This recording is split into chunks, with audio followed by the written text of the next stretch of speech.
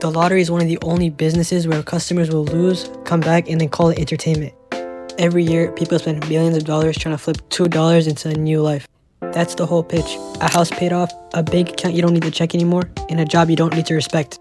But behind the counter, you'll notice that the lottery is not only run on dreams, and it's run on math. But the math is very ugly. For the Powerball, the odds to win are 1 in 292 million. So the question isn't, can someone win? Someone can. The question is, how does a system that's built on almost everyone losing to get people to play again? By the end of this video, you'll know where the ticket money goes, why huge jackpots are pretty much free advertisement, and who really wins when the numbers are drawn. At first, the lottery looks simple. You walk into a gas station, you buy a ticket, and you pick what your numbers are. Then you just wait. If the numbers hit, your life has changed forever. If not, you just lost a couple dollars. But that's just what the customer sees. The real product is not the paper, it's how you feel in these next few days. You start doing the math in your head. Who would you tell first? And would you quit your job and how? That's what the ticket buys. A temporary version of your life where everything goes right. People aren't buying good odds, they're buying a story that seems easy to picture.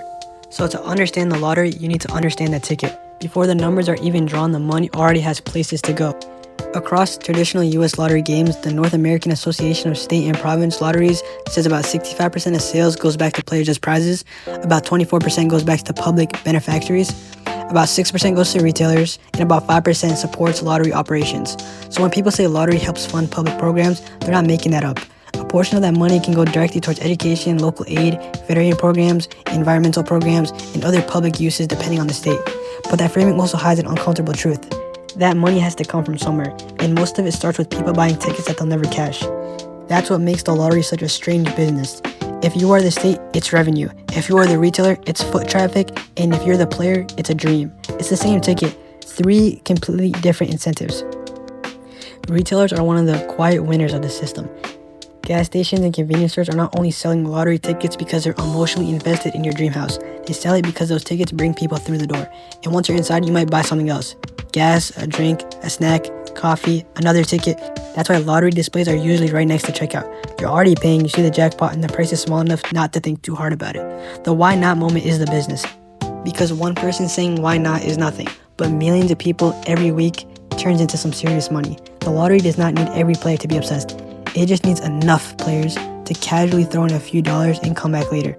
Now this is where the lottery gets brutal. Powerball jackpots, as I mentioned before, are only 1 in 292 million. The overall odds of winning any prize is about 1 in 24. But most of those prizes are small compared to what the jackpot people actually care about is. That difference matters because people are not lining up because they want to win $4. They're lining up because they saw a number so big that it makes everything else around it seem crazy. The lottery does not need you to believe winning is likely. It only needs you to believe winning is possible. And technically it is. Someone eventually will win that money. That part is what keeps the whole thing alive. But someone wins, and this is a good bet, should never be in the same sentence. And look, buying a ticket is fun for one thing. $2 and a bit of daydreaming is okay.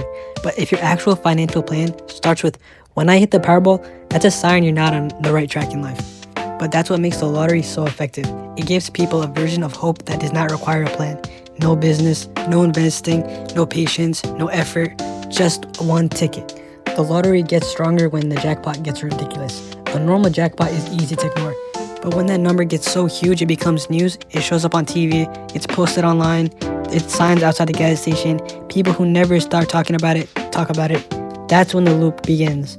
The jackpot gets so big, more people notice, more people buy tickets, the jackpot gets bigger, and then even more people notice. At a certain point, the jackpot becomes its own advertisement. The lottery does not have to convince people the odds are good. It only has to make the prize large enough that people stop caring about how bad the odds are. That's why giant jackpots are so powerful. They turn math into a background detail. The headline is not, your odds are terrible. The headlines are, someone could win $1 billion. And that's what most people hear and think. Okay, why not one ticket? That one sentence is the whole machine. The other reason the lottery works is that every drawing feels separate. If you make a bad investment, you'll usually remember the loss. If your business fails, you'll feel it. If you wasted money on something expensive, it will bother you. But the lottery losses are small enough to disappear. You lose this week, and the next week feels like a clean reset. New ticket, new number, new drawing, new chance. Emotionally, the old loss is gone, but mathematically, nothing changed. The next ticket feels fresh, the odds are still the same. The reset is why the lottery keeps going forever. The product never expires, There's always another drawing, another jackpot, another what if. And when the dream is cheap enough, most people would just buy it.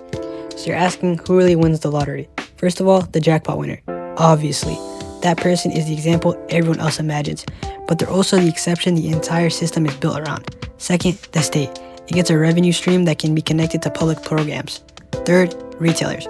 They get commissions, foot traffic, and extra purchases. And fourth, the lottery system wins because a product is repeatable. A restaurant has to make good food. A phone company has to make a better phone. A clothing brand has to convince you the next drop matters. The lottery has to just run on the same format. Same game, new data, fresh hope. And that's the real business. Not making most people rich, making most people feel like they're one ticket away. So here's the valid verdict. The lottery is not a wealth plan, it's entertainment. If you buy one ticket for fun with the money you're completely fine with losing, then that's your choice. That's basically a tiny fantasy purchase. But if you're looking to buy one ticket because you think it's your way out, that's where the system gets dangerous. Because that lottery sells hope, but it also sells hope at a terrible price. The lottery is not designed to make people rich. It's designed to make everyone feel like they could be.